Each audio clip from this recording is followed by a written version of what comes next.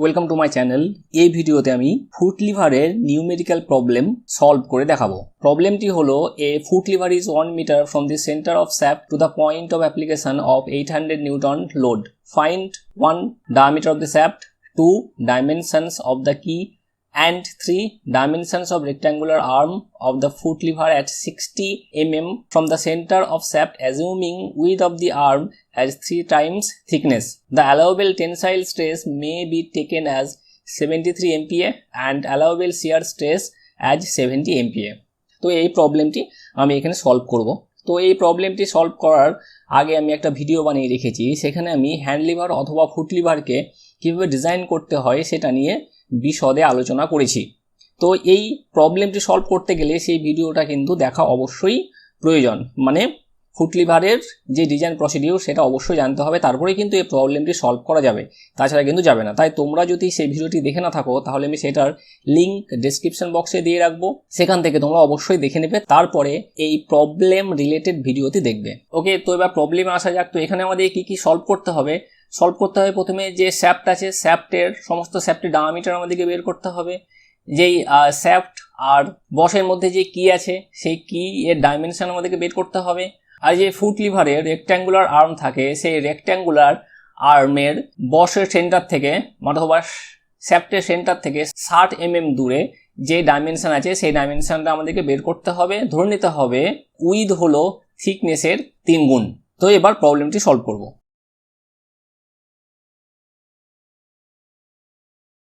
তো প্রথমে given data কি আছে সেগুলো আমরা লিখে নেব। গিভেন কি আছে? Length of the foot lever L is equal to 1 metre. এটাকে আমরা মিলিমিটারে কনভার্ট করব। 1 metre is equal to 1000 millimetre. Load P যেটা অ্যাপ্লাই করছি সেটা হলো 800 newton. Allowable tensile stress sigma T is equal to 73 MPa। এটাকে আমরা নিউটন পার মিলিমিটার স্কোয়ারে কনভার্ট করছি। আর allowable shear stress tau is equal to 70 MPa। এটাকেও আমরা নিউটন পার মিলিমিটার স্কোয়ারে কনভার্ট করলাম। আমাদের শুধুমাত্র গিভেন ডেটা এগুলোই আছে। তো ফার্স্ট আমরা যেটা সলভ করবো সেটা হলো ডায়ামিটার অফ দ্য শ্যাফট। তো মনে করি D is equal two diameter of the shaft.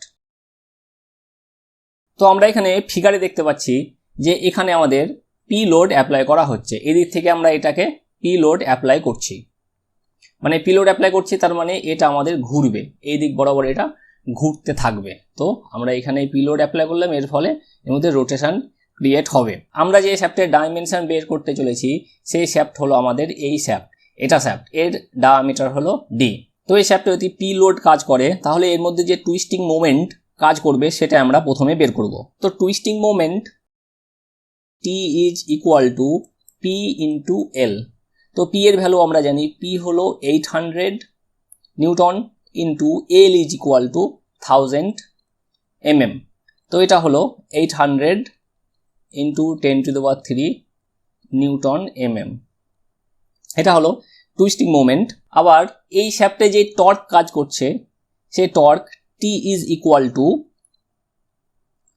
π/16 into tau into d³ আমরা জানি এটা হলো টর্ক বের করার ফর্মুলা। তো এখানে আমরা T এর ভ্যালু আগে পেয়েছি, সেটা হলো T এর ভ্যালু এটা। তো আমরা সেই মানগুলো এখানে পুট করব। আমরা টাউ এর ভ্যালু গিভেন আছে, সেই টাউ এর ভ্যালু আমরা বসিয়ে দেবো এখানে 70 ইন্টু d³। তো এখান থেকে আমরা D এর ভ্যালু ক্যালকুলেট করে খুব সহজে বের করতে পারবো, সেটা হলো 38.8 অথবা 40 mm। এটা হলো D এর ভ্যালু। তো এবার যেহেতু আমরা D এর ভ্যালু পেয়ে গেলাম, তো এম্পিরিক্যাল রিলেশন ইউজ করে আমরা বাকি ডাইমেনশনগুলো বের করতে পারবো। সেই ডাইমেনশনগুলো কি আছে? Diameter of the boss D2 is equal two 1.6 D।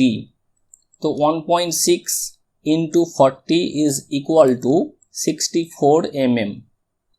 এটা হলো বসের ডায়ামিটার। এবার বসে যদি থিকনেস ধরি T2, thickness of the boss is equal to T2, তো T2 is equal to 0.3 into D। 0.3 into 40 is equal to 12 mm। এবার যদি আমরা বসের লেন্থ ধরি L2, L2 is equal two length of the boss 1.25 into D. তো এটা কি হবে 1.25 into 40 is equal two 50 mm। আমরা বসের ডাইমেনশনগুলো পেলাম। এরপরে বিয়ারিং এর সেন্টারে যে শ্যাফট আছে সেই শ্যাফটের ডায়ামিটার আমরা বের করব। তো মনে করি D1 is equal two diameter of the shaft at the center of bearing। তো আমরা যেই ফর্মুলাটা ডিজাইন করার সময় পেয়েছিলাম সেই ফর্মুলাটা হলো torque T is equal to P into root over of small l square plus capital L square. এই T এর যে ভ্যালু সেটা হলো টর্কের ভ্যালু, এটা হলো π/16 ইন্টু টাউ ইন্টু D1 এর কিউব। মানে এই যে টর্ক, এই টর্কটা হলো যে শ্যাফট বিয়ারিং এর সেন্টার আছে সেই শ্যাফটের টর্ক। তো এই জন্য আমরা এখানে D1 বসালাম। D1 হলো বিয়ারিং এর সেন্টারে যে শ্যাফট আছে সেই শ্যাফটের ডায়ামিটার ইজ ইকুয়াল টু, এবার এখানে আমরা P এর ভ্যালু বসাবো। P এর ভ্যালু হলো 800 রুট ওভার অফ L এর ভ্যালু বসাবো L। এবার L এর ভ্যালু আমরা জানি না, কিন্তু ধরে নেওয়া হয় small l is equal two 2 into L2। তাই L2 এর যে ভ্যালু আছে তার দ্বিগুণ হলো স্মল l এর ভ্যালু। তো L2 এর ভ্যালু আছে 50, ওই জন্য L এর ভ্যালু হবে 100। আর ক্যাপিটাল L তো আমরা জানি 1000।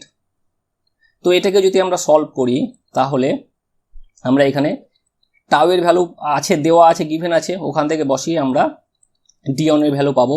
সেই D1 এর ভ্যালু হলো 38.8 অথবা 40 mm। তাহলে এই ডায়ামিটারটা হলো বিয়ারিং এর সেন্টারে যে শ্যাফট আছে সেই শ্যাফটের ডায়ামিটার। এরপরে আমরা কি এর ডাইমেনশন বের করব। নাম্বার 2, ডাইমেনশনস অফ দি কি। তো এই ক্ষেত্রে আমরা কি এর উইথ বের করব। উইথ ধরে নিচ্ছি, W হলো উইথ, আর আমরা কি এর বের করব থিকনেস। মনে করি T কে হলো কি এর থিকনেস, আর বের করব লেন্থ, সেটা মনে করি L1।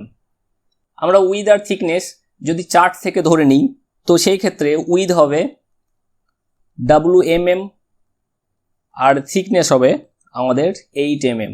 এটা চার্ট থেকে ধরলাম। D এর যে ভ্যালু আছে সেটা অনুযায়ী D is equal two 40 mm এই ওয়াইজ চার্ট থেকে ধরলাম। অথবা আমরা আর একটা জিনিস ইউজ করতে পারি, সেটা হলো W is equal to D/4 আর thickness TK is equal to 2W/3। এটা আমরা ইউজ করতে পারি। তো আমরা যেটা লিস্ট থেকে নিয়েছি সেটা আমরা এই ক্ষেত্রে ব্যবহার করছি। তো আমরা যদি লেন্থ L1 যদি আমরা বের করতে যাই তাহলে যে কি আছে কি এর শেয়ারিং কনসিডার করে কিন্তু আমরা এর লেন্থ বের করতে পারবো। তো এই যে ফিগার আছে এই ফিগারে এটা হলো আমাদের কি। তো এই কি এর যখন শেয়ারিং হবে তো শেয়ারিং এর মধ্যে যেই ফোর্স অ্যাপ্লাই হচ্ছে সেই ফোর্সের ভ্যালু কি হবে। ফার্স্ট এটা আমরা এরিয়া বের করব L1 ইন্টু W। যে ফোর্সটা কাজ করছে সেটা হলো তার সাথে টাউন করলাম, এটা হলো সেই ফোর্স। এবার এটার টুইস্টিং মোমেন্ট ভ্যালু বের করতে গেলে তার সাথে আমরা D/2 গুণ করব। এটা হলো টুইস্টিং মোমেন্ট। তাহলে এটা যদি টুইস্টিং মোমেন্ট হয় তাহলে এটা ইজ ইকুয়াল টু T। এবার T এর ভ্যালু আমরা পুট করব। তাহলে সেই ফর্মুলাটা আমরা এখানে লিখব। Twisting moment T is equal two L1 into W into tau into D/2। এবার T এর যে ভ্যালু আছে আমরা প্রথমে পেয়েছি সেই ভ্যালুটা, সেটা হলো 800 ইন্টু 10⁻3। এবার L1 এর ভ্যালু আমরা বের করবো, এই জন্য আমরা L1 এর ভ্যালু জানি না এই ক্ষেত্রে। এবার W is equal two 12 into tau এর ভ্যালু হলো 70 is equal two D/2, D হলো 40/2। এবার এটাকে যদি আমরা সলভ করি তাহলে L1 এর ভ্যালু আমরা খুব সহজে পেয়ে যাব, সেটা হলো 47.6 mm। এবার এখানে আমরা L1 যেটা পেলাম সেটাকে সাধারণত L2 এর সাথে সমান করে ধরা হয়। তাহলে L1 is equal two L2 is equal two 50 mm। যেহেতু L2 এর ভ্যালু 50 mm আর L1 এর ভ্যালু 50 mm থেকে কম, তাই L1 এর ভ্যালু L2 এর সমান ধরে নেওয়া হচ্ছে। যেটা বেশি আমরা সেটা এই ক্ষেত্রে ধরবো। তো এবার আমরা যে রেক্ট্যাঙ্গুলার আর্ম আছে, মানে এই যে আর্ম আছে এটার আমরা ডাইমেনশন বের করব। সেটা ডাইমেনশন করব এই যে সেন্টার আছে, এটা আমাদের সেন্টার, এই সেন্টার থেকে 60 mm দূরে, মানে এইটুকু যদি 60 mm হয় তো 60 mm আমরা এখান থেকে এইটুকু বাদ দিয়ে এখানে যে ডাইমেনশনটা হচ্ছে সেটা আমরা বের করব। তো এই ক্ষেত্রে তো এই যে রেক্ট্যাঙ্গুলার আর্ম আছে এটার টি কিন্তু থিকনেস, টোটালটা থিকনেস কিন্তু টোটাল বরাবর একই এই থিকনেস, কিন্তু যে উইথ আছে সেই উইথটা কিন্তু ভ্যারি করছে। তো এই জন্য আমরা 60 mm দূরে এখানে থিকনেস আর উইথ যেটা হচ্ছে সেটা শুধুমাত্র বের করব। Number 3, dimensions of the rectangular arm at 60 mm from the center of shaft. আমরা এই ক্ষেত্রে ধরে নিচ্ছি T is equal to thickness of arm, B is equal to width of arm. আমরা এগুলো ধরে নিলাম, যেটা প্রবলেমে বলে দেওয়া হয়েছে B is equal to 3 times of T, এটা আমাদের প্রবলেমে বলে দেওয়া হয়েছে। তো ফার্স্ট আমরা এই ক্ষেত্রে বেন্ডিং মোমেন্ট বের করব, তারপরে সেকশন মডুলাস বের করব, তারপরে আমরা T আর B এর ডাইমেনশন পাবো। তো আমরা কি করব, আমরা 60 mm দূরে, সেন্টার থেকে 60 mm দূরে বেন্ডিং মোমেন্ট বের করব। তো সেন্টার থেকে 60 mm দূরে যদি আমরা বেন্ডিং মোমেন্ট বের করতে যাই তো bending moment M is equal to P into L। এবার যে L এর ভ্যালু আছে, L এর ভ্যালু ছিল আমাদের 1000 ছিল টোটাল লিভারের লেন্থ সেন্টার থেকে, কিন্তু আমরা 60 mm সেন্টার থেকে 60 mm দূরে বাদ দিচ্ছি, এই জন্য L এর ভ্যালু হয়ে যাবে L - 60, এটা হয়ে যাবে এর ভ্যালু। তাহলে এবার আমরা এখানে M ইজ ইকুয়াল টু পাবো P ইজ ইকুয়াল টু হলো 800 into L is equal to 1000 minus 60। এটা তো এটাকে আমরা সলিউশন করলে পাই 752 ইন্টু 10⁻³ নিউটন mm। এটা হলো বেন্ডিং মোমেন্ট।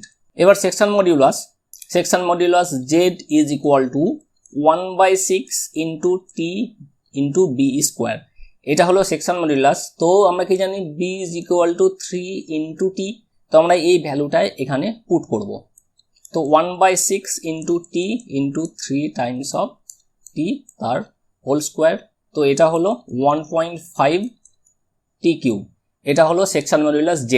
তাহলে এই ক্ষেত্রে sigma T is equal two M/Z।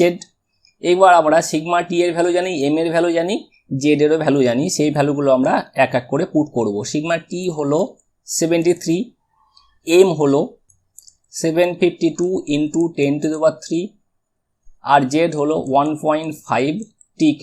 এবার এটাকে যদি আমরা সলভ করি তাহলে T এর ভ্যালু খুব সহজে আমরা বের করতে পারবো।